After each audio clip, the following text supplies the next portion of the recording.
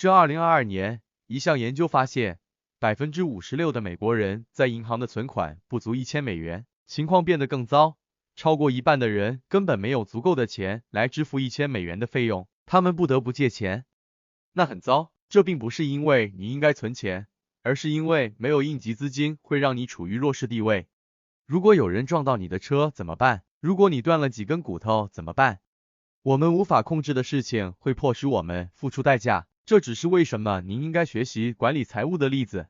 在没有金钱压力的情况下，平静的退休，有足够的钱来投资新的事业，无偿的给予朋友、家人和慈善机构金钱，确实在一定程度上让我们的生活更轻松。值得庆幸的是，有很多好书可以帮助我们变得精明理财。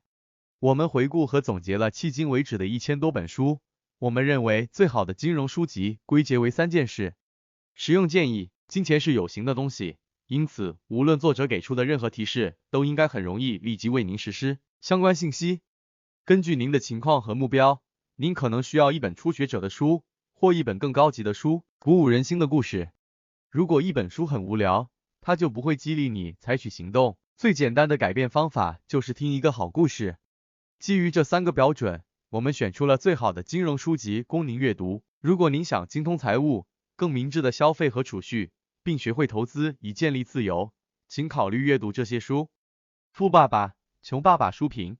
富爸爸穷爸爸是罗伯特清崎所写的一本极具影响力的个人理财书籍。这本书以清崎童年时代的故事为蓝本，通过描述他与他的亲生父亲穷爸爸和他最好朋友的父亲富爸爸之间的对比，阐述了财富、金钱和投资的重要性和不同的理念。清崎认为，传统的教育并不会教给人们如何理财、投资和创造财富。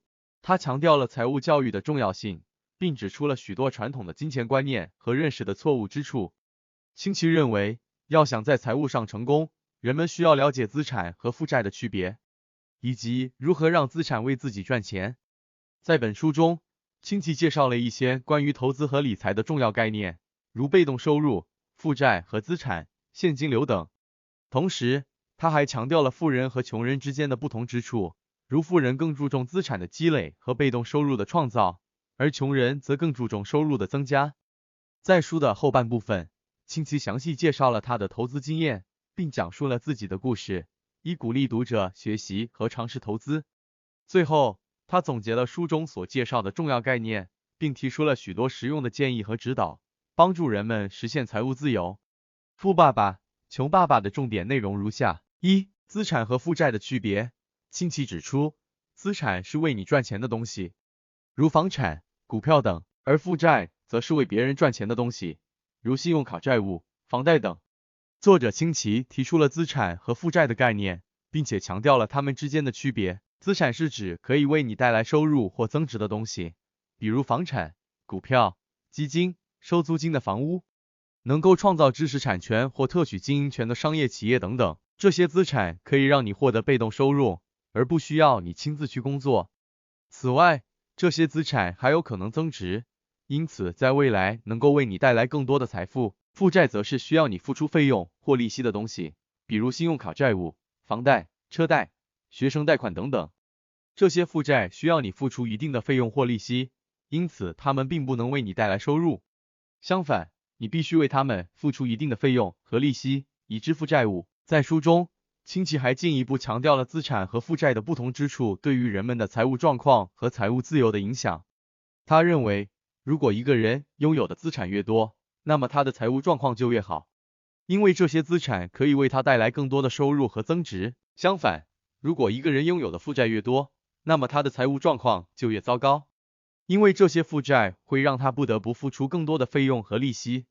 此外，清崎还指出，穷人通常更容易陷入负债的泥沼中，因为他们倾向于用借来的钱去消费和购买负债，而不是用它们去投资和积累资产。相反，富人则更加注重积累资产，因为他们知道资产可以为他们带来更多的财富和自由。总的来说，清崎认为，资产和负债之间的区别在于它们是否能够为你带来收入。如果一样东西可以让你获得被动收入，那么它就是一个资产；而如果它需要你付出费用或利息，那么它就是一个负债。因此，要想变得富有，就需要尽可能多的积累资产，同时要尽可能少的负债。2. 被动收入。被动收入是指不需要你亲自工作就能为你赚钱的收入，如房屋出租、股息等。亲戚认为，被动收入是实现财务自由的关键。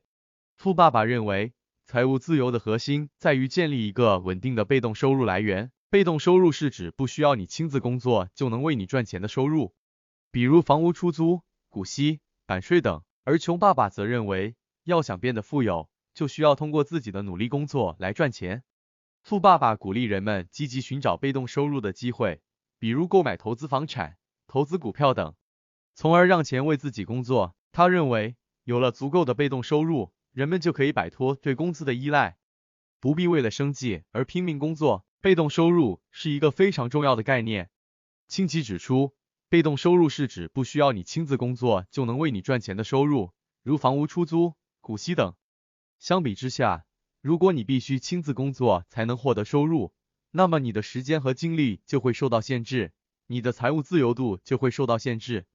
因此，亲戚认为，被动收入是实现财务自由的关键。如果你能够积累足够的资产，让这些资产产生足够的被动收入，那么你就可以实现财务自由。当然，这需要你有足够的理财知识和财务规划能力，能够正确的选择投资标的，以及合理的管理和运营这些资产。在书中，亲戚举了一些例子来说明被动收入的重要性。比如，他提到自己在年轻时就开始投资房地产，通过出租房屋获得稳定的租金收入。这些被动收入不仅让他获得了财务自由，还让他有足够的时间和精力去追求自己的兴趣和梦想。总的来说，被动收入是实现财务自由的关键。如果你想要实现财务自由，那么你需要学会如何积累资产，让这些资产产生足够的被动收入。这需要你有足够的财务知识和规划能力，但是只要你能够掌握这些技能，那么你就能够获得真正的财务自由。3. 现金流。亲戚认为，现金流是判断一个投资是否值得的重要指标。正现金流意味着一个投资能够带来稳定的现金收入，而负现金流则意味着这个投资会耗费你的现金。现金流是指在一个特定的时间段内，一家企业或个人所收到和支出的现金总额。富爸爸认为，现金流是判断一个投资是否值得的重要指标。正现金流意味着一个投资能够带来稳定的现金收入，而负现金流则意味着这个投资会耗费你的现金。富爸爸认为，许多人在投资时只关注短期收益，而忽略了长期的现金流。他认为，一个投资能够带来稳定的现金流是最重要的，因为它可以为你提供持续的被动收入。他举例说明，在购买房产时，很多人只考虑房价的上涨，而忽略了租金收益的重要性。他认为，如果一个房产的租金收益足够高，即使房价不涨甚至下跌，仍然可以获得稳定的现金流。另外，富爸爸还强调了现金流的管理。他认为，一个人如果想要变得富有，就需要精准的管理自己的现金流。他建议人们要注重支出，控制开支，尽可能减少不必要的开支，同时要将资金投入到可以带来稳定现金流的投资中，从而实现财务自由。综上所述，富爸爸认为，现金流是一个投资是否值得的重要指标，只有建立稳定的现金流来源，才能够实现财务自由。4. 富人和穷人之间的差别。亲戚指出，富人和穷人的金钱观念和认知方式存在很大的差别。富人更注重资产的积累和被动收入的创造，而穷人则更注重收入的增加。富人通常会把资金投入到能够产生持续现金流的资产，例如房地产、股票、债券等，从而实现被动收入的增加。他们会用钱来赚钱，通过投资和资产积累来增加财富，而穷人则更注重增加自己的工资和收入。他们通常会把更多的时间和精力放在工作上，以期望通过工资的提高来改善生活。他们可能会陷入消费主义的陷阱，过多的借贷或者花费在短期享乐上，而缺乏对资产的积累和长期投资的考虑。亲戚认为，富人和穷人之间的差别不仅仅是金钱数量上的差距，更体现在他们对金钱的态度、金钱观念和投资认知上的不同。富人更加注重财务教育和投资学习，他们会更加谨慎地管理财务，并且在投资上更加明智和长远的规划。而穷人则往往缺乏财务知识和投资意识，容易陷入金钱管理和投资上的误区，从而难以实现财务自由。5、投资经验和建议。在书的后半部分，清崎详细介绍了他的投资经验，并讲述了自己的故事，以鼓励读者学习和尝试投资。同时，他提出了一些实用的建议和指导，如要培养财务素养、注重长期投资、寻找优秀的投资机会等。具体来说，清崎建议读者要对自己的财务状况有清晰的认识，包括收入、支出、资产和负债等方面。同时，要学习财务知识，掌握投资基本技能。他还强调了长期投资的重要性，认为只有长期持有优秀的资产，才能获得稳定的被动收入。此外，清崎提倡积极寻找优秀的投资机会，如投资股票、房产、创业等。他认为，只要理性分析和判断，不断学习和实践，每个人都有可能成为成功的投资者。清崎认为，投资应该注重长期性，而不是短期赚快钱。他建议投资者要学会分散投资，不要把所有的鸡蛋放在一个篮子里。此外，清崎还提到了一些常见的投资误区，如贪心、听信市场谣言等。他建议投资者要保持清醒头脑，避免盲目跟风。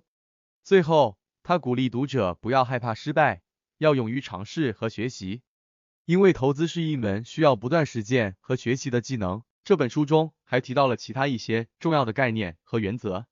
以下是一些重点内容。1、财商的重要性。在书中，清崎认为财商及财务智商比普通智商更为重要。财商是指理解和管理财务的能力，包括投资、理财、税务等方面。清崎认为，只有拥有足够的财商，才能够实现真正的财务自由。清崎在《富爸爸穷爸爸》中强调了财商的重要性。他认为，财商是一种比普通智商更为重要的能力，因为它涉及到理解和管理财务的方方面面，包括投资、理财、税务等。他认为，只有拥有足够的财商，才能够真正的实现财务自由，摆脱贫困和金钱的束缚。清崎认为，财商的培养应该从年轻时开始，包括学校教育、家庭教育和个人自我学习。他认为，学校并没有真正教会我们如何理财和投资，因此每个人都需要主动去学习和提升自己的财务智商。他强调了理解投资、掌握财务知识、了解税务法规的重要性，这些都是实现财务自由的关键。2、管理财务风险。清崎认为，管理财务风险是实现财务自由的另一个关键。在投资和理财过程中，存在各种各样的风险，比如市场风险、信用风险等等。因此，你需要有足够的知识和技能，能够识别和管理这些风险，以保护你的财务安全。首先，清崎强调了对市场风险的认识和管理。市场风险是指投资市场波动引起的风险，投资者需要了解市场的运作规律，研究投资标的的基本面和技术面，以做出明智的投资决策。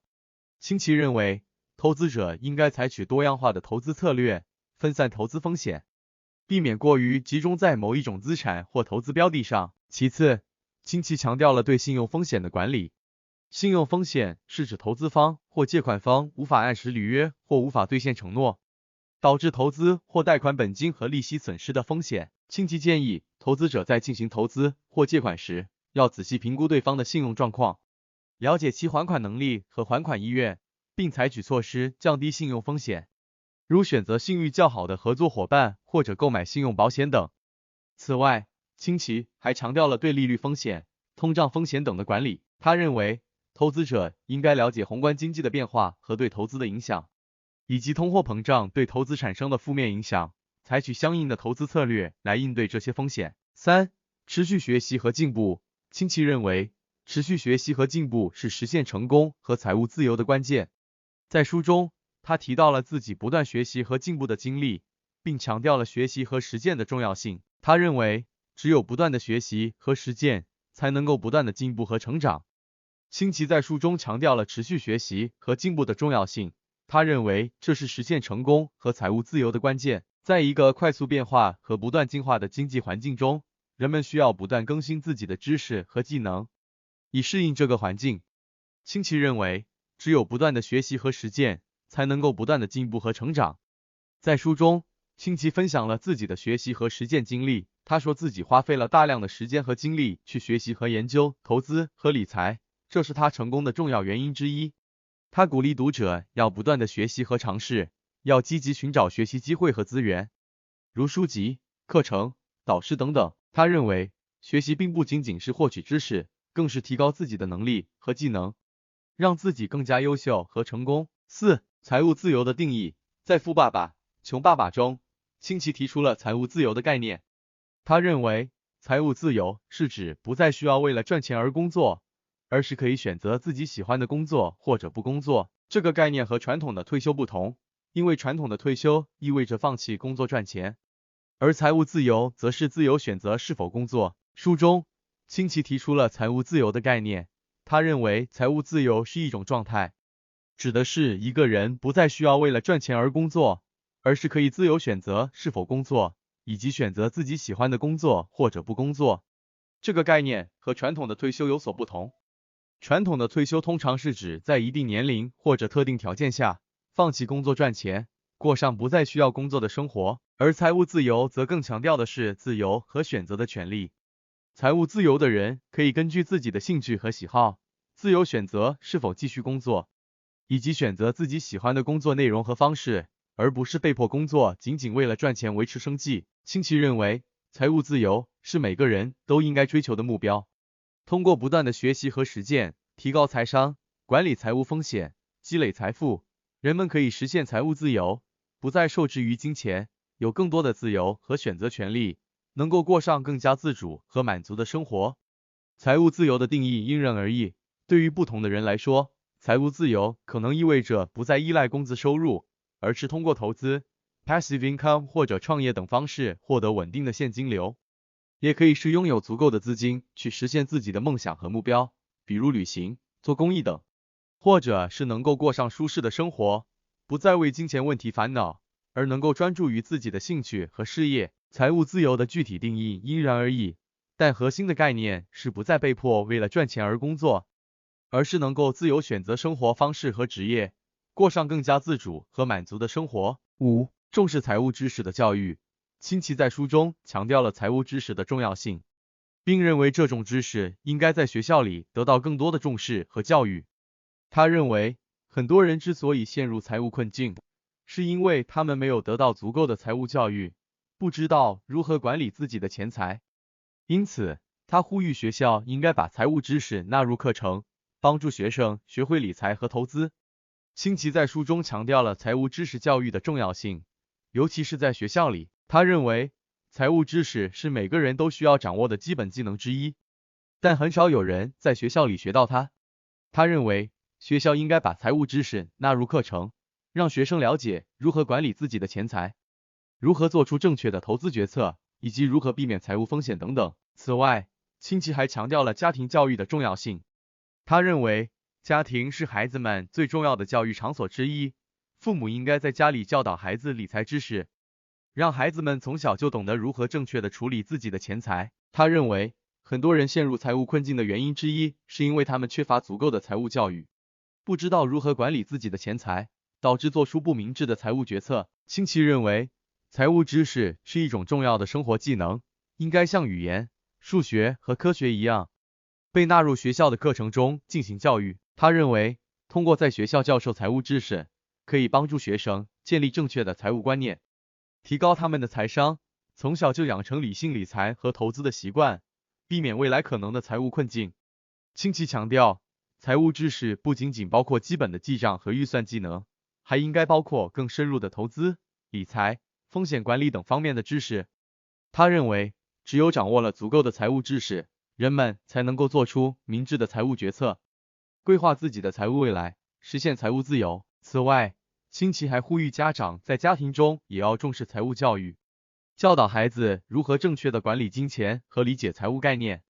他认为，家庭和学校共同努力，可以帮助年轻一代建立良好的财务观念，提高他们的财务素养，为他们未来的财务健康打下坚实的基础。6. 重视资产的积累。清崎认为，为了实现财务自由，我们需要不断的积累资产。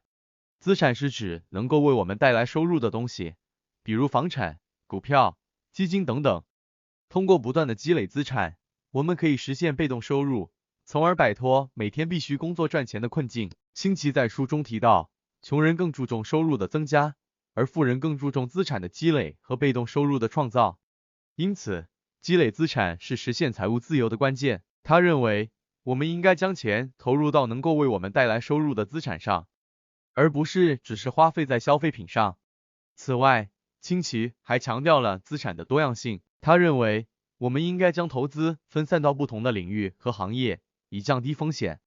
同时，我们也应该不断的学习和了解各种资产的投资方法和风险，以更好的管理自己的财务。在积累资产的过程中，清奇也提出了一些建议，例如，我们应该注重长期投资，而不是短期投机。